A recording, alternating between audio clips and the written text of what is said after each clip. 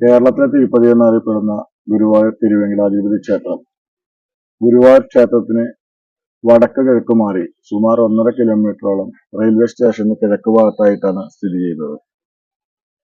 ഈ ക്ഷേത്രത്തെ പറ്റി പറയുകയാണെങ്കിൽ സുമാർ 1500 വർഷങ്ങൾക്ക് മുമ്പ് ആന്ധ്രാപ്രദേശിൽ നിന്നും വന്ന ഒരു യതിവര്യനെ ഈ ക്ഷേത്ര തീർത്ഥക്കുളത്തിനരികിൽ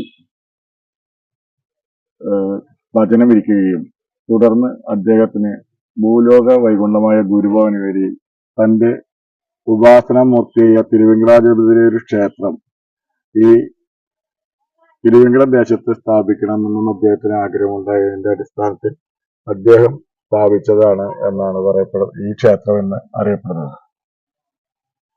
തുടർന്ന് ഈ ക്ഷേത്രം കുറെ വർഷങ്ങൾക്ക് ശേഷം നടന്ന യുദ്ധത്തിൽ ഈ ഭഗവാന്റെ ശിരസ് ഛേദിക്കപ്പെടുകയും കയ്യും തലയുമില്ലാതെ കുറെ കാലം ഈ ക്ഷേത്രം അതേപടി നിൽക്കുകയും ചെയ്തു. 1976 ഈ പ്രദേശത്തെ ജനങ്ങളും ഭക്തജനങ്ങളും ചേർന്ന് ഒരു അഷ്ടമംഗല പ്രശ്നം നടത്തുകയും അന്നത്തെ ഗുരുവായൂരിലെ പ്രശസ്തനായ വിഷ്ണു നമ്പൂതിരിയുടെ അഷ്ടമംഗല പ്രശ്നത്തിൽ ക്ഷേത്രം നവീകരിക്കണമെന്നും ഈ ക്ഷേത്രത്തിൽ തിരുവെങ്കടാധിപതിയുടെ സാന്നിധ്യമുണ്ട് ആയതിനാൽ തിരുവെങ്കടാധിപതിയുടെ പ്രതിഷ്ഠ തന്നെ വേണമെന്നും അന്ന് ആ ജ്യോതിഷത്തിൽ കാണുകയുണ്ടായി. തുടർന്ന് തിരുപ്പതിയിൽ നിന്നും കൊണ്ടുവന്ന വിഗ്രഹമാണ് ഇപ്പോൾ ഈ ക്ഷേത്രത്തിൽ പ്രതിഷ്ഠിച്ചിരിക്കുന്നത്. ശ്രീ ഗുരുവായൂരപ്പന്റെ തന്ത്രിയും ആണ് ഈ ക്ഷേത്രത്തിലെ പ്രധാന തന്ത്രി. കൂടാതെ ക്ഷേത്രമൂരാളൻ മല്ലിശ്ശേരിയാണ്.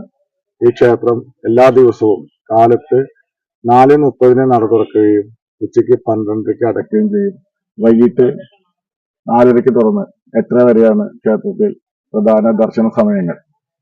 കാലത്തെ ഉഷപൂജയ്ക്ക് ശേഷം ഭഗവതിക്ക് പ്രധാനമായും മുത്തറക്കൽ വഴിപാട് നടക്കുന്നു. 9 മണി മുതൽ 11 മണി വരെ പൂമുടൽ, അഭീഷ്ടസിദ്ധിക്ക് പ്രധാന വഴിപാടാണ് പൂമുടൽ.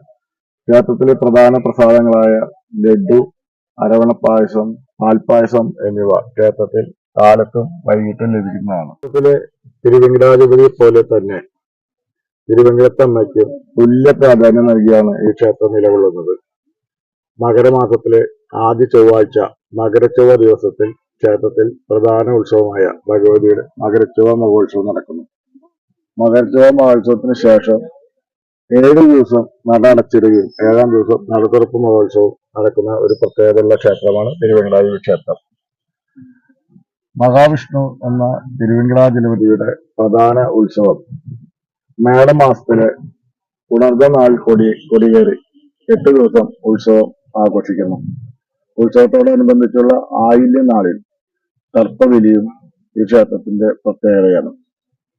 ഉത്സവം ഈ വർഷം നടത്തപ്പെട്ട പ്രധാനമായും ഗജപ്രതിഷ്ഠയിൽ തിരുവല്ലയിലെ ചെട്ടിപ്പടി എന്ന സ്ഥലത്ത് നിന്നും കൊണ്ടുവന്ന 50 അടി ഉയരവുമുള്ള തേക്ക് മരം ക്ഷേത്രത്തിലെത്തിച്ച് 10ഓളം ആശാരിമാർ പണിത് ഒരു വർഷക്കാലം 2023 ഏപ്രിൽ മാസത്തിൽ എണ്ണത്തോണിയിൽ സമർപ്പിച്ച കൈലാദിവാസം കഴിഞ്ഞ തേക്ക് മരം ഈ വർഷം എല്ലാ പണിയും കഴിഞ്ഞ് ഉത്സവത്തോടനുബന്ധിച്ച് ചെമ്പുവറകൾ ഇറക്കി കൃഷ്ണശിലകൾ തറകെട്ടി രുദ്രാക്ഷം സ്ഥാപിക്കുകയും കഴിഞ്ഞ